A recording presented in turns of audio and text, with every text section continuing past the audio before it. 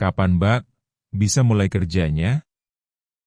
Randy seakan tidak tahan menunggu. Ya. Bisa secepatnya, kata Mbak Naning pula. Tinggalnya di mana? Tanyanya lagi. Randy tercenung sejenak. Bingung. Tinggalnya di luar kota, Mbak. Randy mencari alasan. Duh, kalau di luar kota susah juga. Pekerjaannya seringkali tidak punya jadwal. Bisa-bisa ada kerja kapanpun. Kalau mau tinggal di rumah Mbak juga bisa. Tidak susah koordinasi. Ada kamar. Bagaimana? Mata Randy terbelalak gembira. Ia seperti mendapat durian runtuh. Tawaran yang sangat pas. Wah, senang sekali kalau bisa begitu, Mbak, sebut Randy antara yakin dengan tidak. Dan ketidakyakinannya itu langsung lenyap ketika beberapa jam kemudian, Mbak Naning mengajaknya pulang. Sekalian melihat rumah Mbak dulu. Mana tahu kurang suka. Pulang dari pub itu, Randy yakin tidak dengan kondisi mabuk. Hanya minum beberapa botol bir. Ia juga tidak mau memberikan kesan yang buruk pada Mbak Naning. Beberapa lama kemudian mereka sampai. Taksi berhenti di depan rumah bertingkat 2. Cahaya lampu yang menerangi menggambarkan kemewahan rumah tersebut. Ayo masuk, ajaknya. Tanpa memanggil atau mengetuk, pintu pagar segera terbuka. Di dalam rumah, meski cahaya lampu temaram, namun kemewahan rumah itu seakan tidak berkurang. Ruangan besar itu diterangi lampu hias bulat dengan sinar lemah. Di sudut kanan, agak ketinggian dari lantai, tampak 3 orang pria muda tengah duduk mengelilingi meja bulat. Terang cahaya di sekitar itu. Mereka anak-anak, Mbak? Mbak Naning menggeleng. Anggota, ucapnya, besok saja. Sekarang tidur, ucapnya terdengar bernada perintah. Mbak Naning menjangkau tangan Randy. Mereka berjalan ke lorong sebelah kiri. Mbak Naning membuka salah satu pintu kamar. Randy masuk dengan ragu. Kamar yang besar. Sebuah spring bed, meja, lemari dan meja hias tertata dengan baik dalam kamar. Sepertinya juga ada toilet di dalam. Terlihat sebuah pintu tertutup di pinggir dinding kamar. Besarnya tidak jauh beda dengan kamarnya di rumah Yana. Namun bayangan itu segera dikibaskan Randy. Kenapa masih membawa nama itu? Bukankah semuanya sudah selesai? Silakan istirahat. Biar besok pagi sudah fit, sebut Mbak Naning usai membuka pintu lemari memastikan kebersihannya. Ia melangkah ke menuju pintu. Terbatas ruang yang mesti dilewatinya karena saat yang bersamaan Randy memasukkan pakaiannya. Akibatnya badan Mbak Naning bersenggolan dengan pantat Randy yang tengah membungkukkan badan. Aduh, maaf, Mbak. Tak tampak. Lagi membelakang, sebut Randy usai merasakan kelembutan di belakang tubuhnya. Ia merasa tidak enak sendiri. Mbak Naning tersenyum saja. Ah, tak apa. Randy terbangun ketika pagi sudah mulai terang. Saat bangun, ia merasa badannya sudah kembali pulih.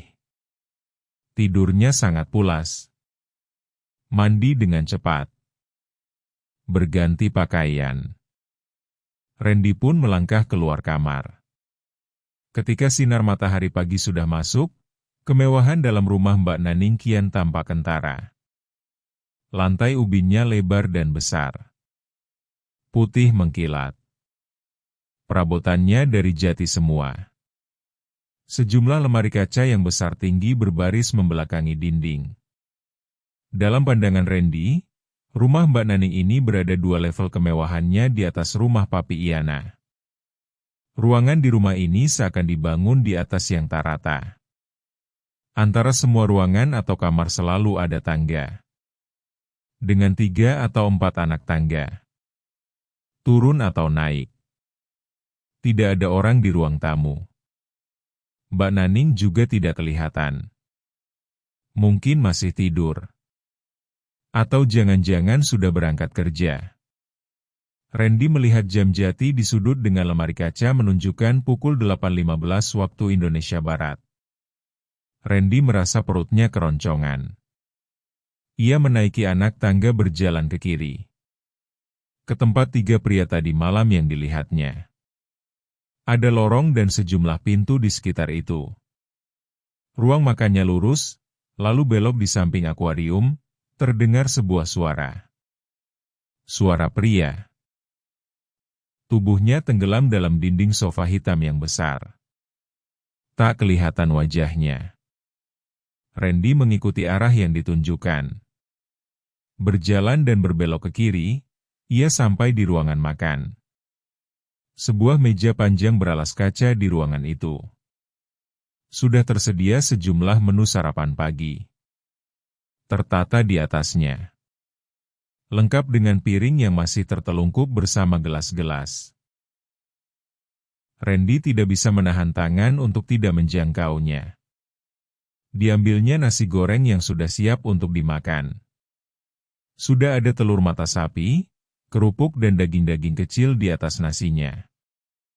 Hanya ia sendiri di ruangan makan itu. Randy pun makan dengan lahap. Dinding di ruang makan berlapiskan wallpaper dengan motif rangkaian bunga. Berwarna hijau muda dengan dasar putih. Belum selesai Randy sarapan, seseorang datang. Agaknya pria yang duduk di sofa tadi. Randy memberi senyum menyapa setelah nasi dalam mulutnya tertelan. Pria itu tak menanggapi. Mukanya tidak berubah. Disodorkannya sebuah amplop ke depan Randy. Dari Mami, ucapnya singkat. Sebuah amplop yang menggelembung di atas meja. Randy meletakkan sendoknya. Dibukanya amplop yang tidak tertutup itu. Tampak sebuah kunci tersambung dengan kotak kecil berwarna hitam. Kunci mobil beserta remotenya. Jari tangan Randy kembali masuk amplop. Terpegang oleh 2 buah kartu. 2 kartu berwarna kuning keemasan. Kartu ATM dan kartu kredit. Randy memandang tidak mengerti pada pria yang masih berdiri sekitar 2 meter di depannya. Apa ini? Kuncil mobil dan kartu. Untuk siapa? Tanya dengan kening berukir. Dari Mami, pria itu kembali berkata dengan datar. Randy kian bingung. Seumur hidup belum pernah ia bingung sebingung ini. Ia diberi kunci mobil. Diberi kartu ATM dan kartu kredit. Diberi Mbak Naning yang baru dikenalnya. Jangan-jangan ini sebuah kekeliruan? Baru kenal dan baru semalam di rumahnya, kok tiba-tiba diberikan hadiah seperti itu? Untuk aku? Tanya Randy memastikan kekeliruan itu. Ya, kata pria itu. Pria yang umurnya 5 atau 6 tahun di atas Randy itu pun melangkah pergi. Sebelum menuruni tangga ke ruang tamu, ia berhenti. Mobilnya di depan yang merah hati, ulasnya. Randy geleng-geleng kepala. Dipandanginya nasi goreng yang masih tinggal separuh, 2 kartu berwarna kuning keemasan dan kunci mobil. Bergantian. Seakan bertanya dan meragukannya. Tidak didapatkannya jawaban apa-apa. Tanpa membawa 3 barang aneh yang terletak di atas meja makan, Randy bergegasi ke ruangan depan. Ia mencari pria berkulit putih berwajah kaku tadi. Tidak ada. Ruangan tamu kosong. Pun tidak kelihatan di sofa hitam, tempat ia duduk sebelumnya. Pintu depan masih tertutup. Dipandanginya tangga melengkung ke lantai 2. Juga tidak kelihatan tanda-tanda ada orang yang baru naik ke atas. Randy kembali ke meja makan. Dibenahinya piring nasi goreng yang isinya masih tersisa. Tidak berselera lagi, ia melanjutkan makan. Perutnya terasa kenyang. Dimasukkan lagi 2 kartu dan kunci besar berwarna silver ke dalam amplop. Ia melangkah ke ruang depan. Randy duduk di kursi jati. Dipilihnya yang menghadap ke tangga melengkung yang di atasnya bagai mengular besi bulat berwarna emas. Diletakkannya amplop berwarna coklat di atas meja. Ia berharap Mbak Naning turun. Atau pria tadi datang. Kembali akan dipertanyakannya kenapa ia mendapatkan 3 pemberian itu. Anehnya, hampir sejam ia duduk tidak ada yang nonggol ke ruang tamu. Tidak ada Mbak Naning yang turun dari lantai 2. Tidak ada juga pria yang memberinya amplop. Juga tidak 3 pria yang tengah bermain HP ketika ia datang. Pun tidak orang lain. Kemana mereka? Apa rumah ini sudah kosong? Randy melepaskan badannya ke sandaran kursi. Hidup ini memang membingungkan, pikirnya. Kadang tidak mudah untuk dipahami. Bagaimana memahaminya coba? Berkenalan dengan seorang wanita berbodi aduhai. Minta pekerjaan. Minum-minum di pub. Pulang. Tidur. Sarapan. Pagi-pagi diberi kartu ATM dan kartu kredit. Ditinggalkan kunci mobil. Tanpa berkata apa-apa. Tanpa keterangan sama sekali. Coba. Apa tidak membingungkan? Bagaimana menjelaskannya? Randy mendekat ke wastafel di pinggir dinding samping lorong ke ruang tengah. Degan air yang mengucur deras membasuh muka. 3-4 kali ia menuangkan air ke wajah lalu membarut dengan kedua telapak tangan. Ia berharap mimpinya larut bersama air yang jatuh dari wajahnya. Dan kehidupannya kembali ke alam nyata. Dirasakannya tidak hanya muka yang basah. Sebagian kemejanya juga kena percikan air. Dan basah. Ketika dirabanya baju yang basah menyentuh kulit perutnya. Terasakan dinginnya air. Ternyata bukan mimpi. Kalau bukan mimpi, lalu kenyataan apa ini? Kebingungan yang berputar-putar membuat kepala Randy menjadi pusing. Apalagi rasa penasarannya sama sekali tidak bisa dihentikan tanpa jawaban. Sejam lebih ia duduk bersama bingung ditemani penasaran. Dijangkaunya amplop berisikan 2 kartu dan kunci mobil itu. Digenggamnya kuat seakan takut terlepas. Randy menuju pintu. Pintu besar dengan 2 anak pintu tidak terkunci. Terbuka dengan sempurna begitu didorongnya. Udara pagi menampar wajahnya. Terasa sejuk. Mendadak rasa pusingnya hilang. Di ujung teras samping kiri tampak 2 mobil. Salah satu mobil jenis city car yang hanya 1 bangku di belakang sopir. Benar. Berwarna merah hati. Bersih mengkilat. Menghilangkan rasa penasaran yang sudah ditanggungnya semenjak beberapa jam yang lalu, iseng-iseng Randy mengarahkan remote berwarna hitam yang melekat di tangan kanannya pada mobil. Berbunyi nyanyian pertanda pintu mobil tidak terkunci lagi. Bila sudah begitu apa yang ditunggu lagi? Segera buka pintu mobil. Naik. Nyalakan mesinnya. Lalu berangkat. Memang itulah yang dilakukan Randy. Berhenti sejenak di depan pintu pagar. Seorang petugas jaga berlari mendekati pintu dengan mendorongnya. Pintu besi tinggi berwarna hitam terbuka. Randy menyapa dengan angkat tangan. Mobil berwarna merah hati itu langsung melaju dengan kecepatan sedang. Teringat kartu ATM, Randy segera menepi ketika dijumpainya bangunan kecil di depan minimarket. Ia pun melompat ke dalam ruang kaca berukuran 2 kali 3 meter itu. Disorongkannya kartu ke mesin ATM. Tapi mana PIN-nya? Randy mentertawakan dirinya. Mentertawakan kebodohannya. Kartu ATM tanpa PIN sama saja dengan kartu remi. Begok. Tapi tunggu dulu. Jangan-jangan ada di dalam. Dengan cepat sebelah tangannya merogoh isi amplop itu lagi. Betul. Ada selembar kertas kecil di dalamnya. Randy kembali tertawa. Mentertawakan kebodohannya lagi. Kenapa tidak mengeluarkan semua isi amplop itu? Tertulis 6 digit angka di kertas itu. Pastilah ini PIN-nya. Randy tertawa lagi sambil mendorong kartu ATM ke dalam mesinnya. Pencet PIN. Benar. Langsung berjalan prosesnya.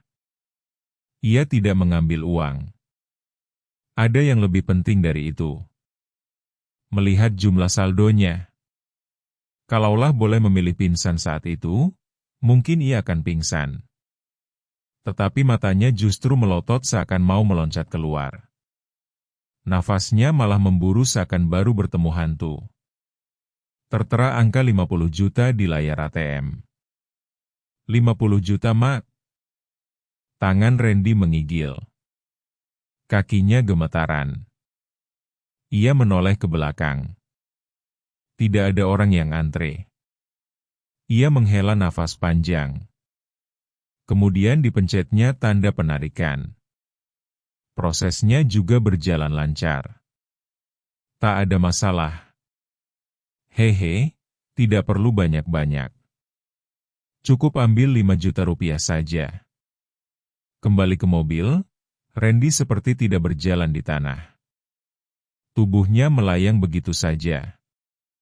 Seperti diterbangkan angin. Dalam mobil, ia bernyanyi tanpa nada. Juga tidak keluar suaranya.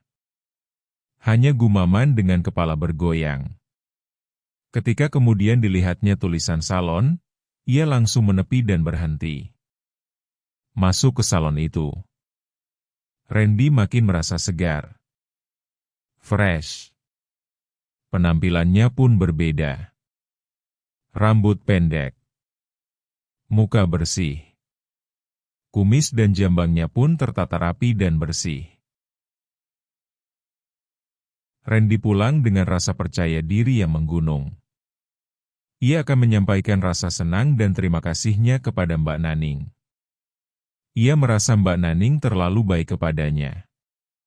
Wah, pulang-pulang senyum-senyum, sambut Mbak Naning begitu Randy masuk. Mbak Naning memandang kagum dengan penampilan Randy yang menurut pandangannya jauh berbeda dari sehari sebelumnya. Makin ganteng kamu, pujinya. Randy duduk dengan senyum-senyum. Ia mematut dirinya. Apalagi ia menggunakan kaos bermerek. Seusai dari salon, ia sempat belanja 2 helai kaos bermerek pada salah satu distro yang berada di samping salon. Baju yang dipakainya sudah penuhi potongan rambut.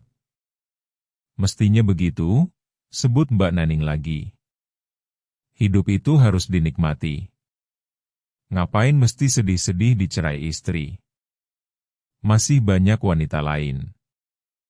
Yang single dan gadis. Dunia ini tidak selebar kartu remi. Iya kan? Mbak Naning tertawarnya. Randy mengiyakan. Dan ia juga membenarkan kalau pagi ini Mbak Naning juga kelihatan makin cantik. Dandanannya tipis menggoda. Sama dengan pakaiannya. Mbak Naning memakai kaos yang bagian atasnya terbuka hingga lengan. Kaos warna kuning cerah itu membalut tubuhnya dengan ketat. Tergambar dengan jelas lekuk dan tonjolannya. Matanya yang kemudian mendapatkan Mbak Naning ternyata menggunakan rok mini.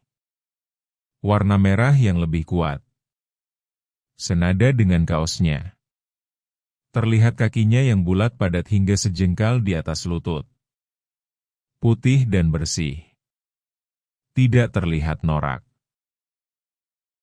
Tiba-tiba kepala Randy dipenuhi fantasi dan keinginan untuk melakukan sesuatu. Jari tangannya terasa bergerak-gerak sendiri. Nafasnya pun memburu. "Kenapa? Kok bengong begitu?" Mbak Naning tersenyum dengan mata mengerling. Randy menarik pandangannya yang seperti sudah menelusuri lika-liku gunung, bukit dan lembah yang ada di depan matanya. Nafasnya pun tersengal seolah kelelahan mendaki dan menuruni bukit dan gunung. "Aku mau berterima kasih, Mbak. Sangat berterima kasih sekali," sebut Randy dengan kegembiraan luar biasa atas apa yang diterimanya dari Mbak Naning. Mbak Naning tersenyum penuh makna. "Saya paling suka membantu orang. Kalau saya bisa pasti saya lakukan." "Nah, kamu katanya lagi memerlukan bantuan, makanya saya memberikannya." Randy kembali menyampaikan kegembiraannya. Disebutkannya, beberapa bulan belakangan kehidupannya sangat buruk sekali. Tidak punya penghasilan. Di rumah mendapatkan perlakuan tidak menyenangkan dari istri dan kedua mertuanya. Kedatangan Mbak seperti malaikat penolong. Tidak tahu bagaimana cara harus berterima kasih pada Mbak, sebut Randy pula. Mbak Naning mengerlingkan matanya. Ia berdiri dan menjulurkan tangan kanan menjangkau tangan Randy. "Ayo, kalau mau berterima kasih," ajaknya. Mulut Randy membulat. Dengan gerakan lambat tanpa sadar ia memegang tangan Mbak Ning yang segera menghalanya berjalan. Randy seperti kerbau yang dicocok hidung mengikuti si tuan yang memegang tali. Menaiki 2 anak tangga, lalu berjalan dan membelok ke samping kolam ikan. Tak sampai 5 langkah, Mbak Ning berhenti. Ia menjangkau handel pintu kamar. Begitu pintu terbuka, ia menarik Randy masuk. Pintu kamar tertutup kembali dengan sedikit kuat. Suara hempasannya membuat 2 ekor ikan koi Jepang dalam kolam terkejut. Sekitar setengah meter dari pinggir pintu kamar ada kolam ikan berukuran 1,5 x 2 meter yang menyatu dengan dinding kamar. Berisikan 2 ikan koi di dalamnya. Seekor ikan koi berwarna merah bercampur hitam dan putih. Merah ini koi jantan. Satunya lagi berwarna putih bersih dengan campur kuning serta merah di punggungnya. Yang kuning ini betina. Postur badannya kedua tidak jauh beda. Namun yang betina dengan perut lebih bulat.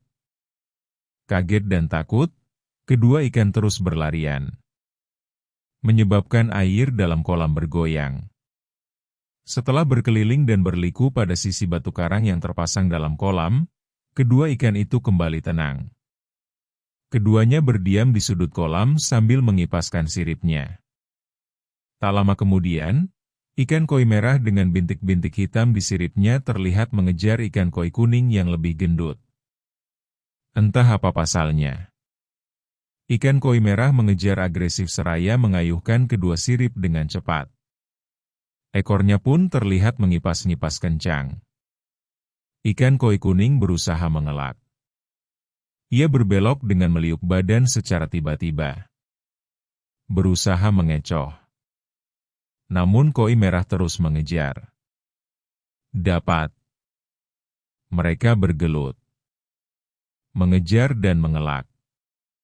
Saling meliukkan badan.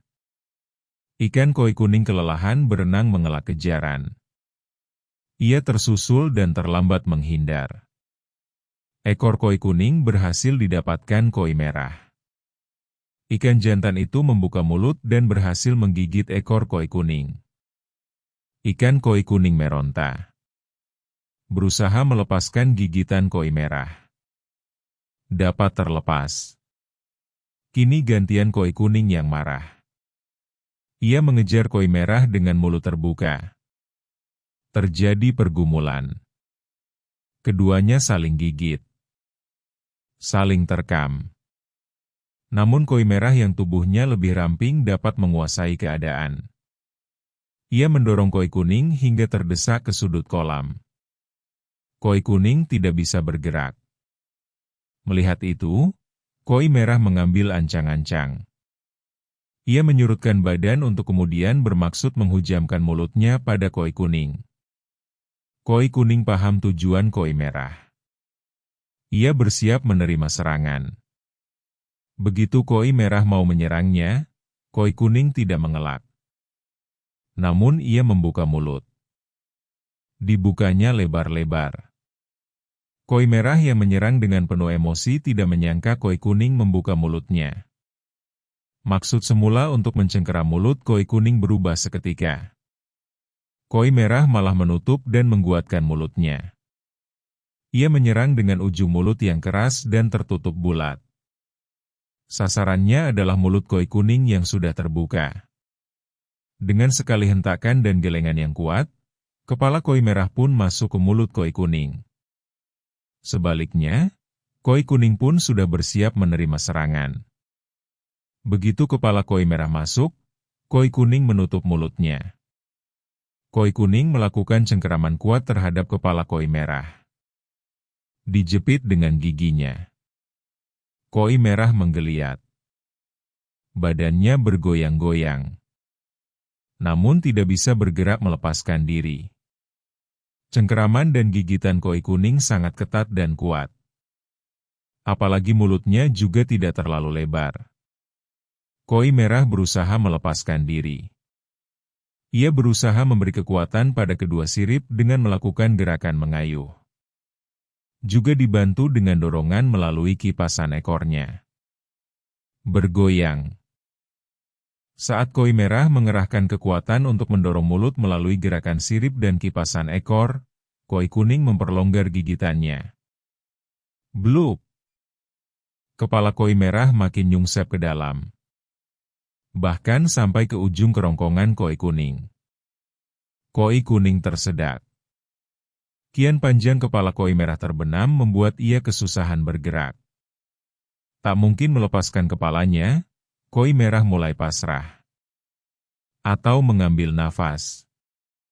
Tidak terlihat lagi gerakan sirip. Juga ekornya tidak tampak mengipas-ngipas lagi. Kemudian koi merah berupaya melepaskan diri lagi.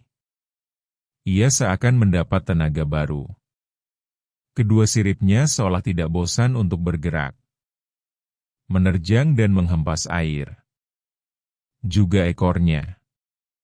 Terus mengipas ke kiri dan kanan memberikan kekuatan pada mulut koi merah untuk melawan. Koi kuning menunggu dengan waspada. Ia yakin koi merah sedang menyiapkan serangan balasan. Upaya itu diketahui koi kuning. Dipancingnya dengan sedikit mengurangi jepitan. Tapi ia tetap siaga. Koi merah termakan pancingan. Seperti yang sudah diperkirakan koi kuning, mendapatkan sedikit ruang yang longgar, koi merah langsung bergerak cekatan. Dengan cepat koi merah membenturkan ujung kepala seraya melakukan sundulan ke samping dan ke depan dalam kombinasi gerakan yang cepat. Makin lama makin cepat. Kian cepat. Ketika koi merah melakukan gerakan untuk menarik mulutnya, koi kuning hanya melakukan sedikit gerakan, menautkan kedua rahangnya. Pertarungan itu menyebabkan air dalam kolam tampak berombak bagai lautan. Batu karang yang semua tersusun indah kini berserakan di dasar kolam. Mainan kincir dan boneka dalam kolam berhamburan entah kemana. Air dalam kolam pun tampak kusam. Kepala koi merah makin terjepit. Jepitan yang sangat kuat. Koi merah sempat menggelepar. Ekornya tegang sesaat. Kedua siripnya kaku. Gerakan makin cepat. Terus kian cepat. Keduanya memacu gerakan. Geras. Detik berikutnya keduanya tampak lemas. Keduanya tanpa gerakan. Mereka seakan sampai pada garis finish.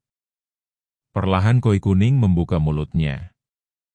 Kepala koi merah perlahan pula keluar dari mulut koi kuning. Koi merah tersandar di samping batu barang. Ia seperti kelelahan. Dari mulutnya keluar pelet yang sudah berwarna putih.